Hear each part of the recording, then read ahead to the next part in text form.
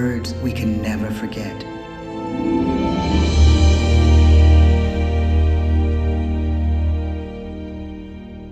"Fourscore-and-7 years ago, our fathers brought forth on this continent a new nation, conceived in liberty and dedicated to the proposition that all men are created equal.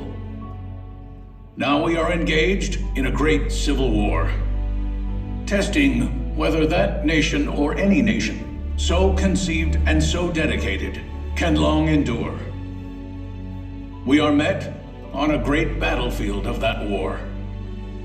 We have come to dedicate a portion of that field as a final resting place for those who here gave their lives, that that nation might live. It is altogether fitting and proper that we should do this. But in a larger sense, we cannot dedicate, we cannot consecrate, we cannot hallow this ground.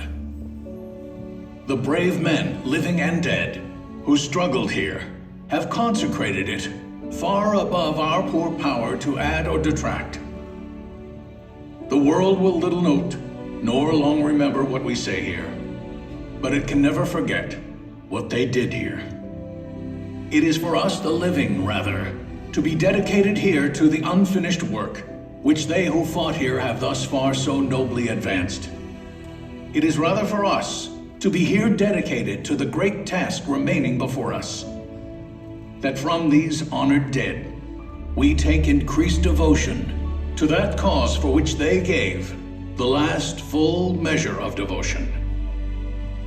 That we here highly resolve that these dead shall not have died in vain, that this nation, under God, shall have a new birth of freedom, and the government of the people, by the people, for the people, shall not perish from the earth. The blood of over 500,000 Americans is spilled in this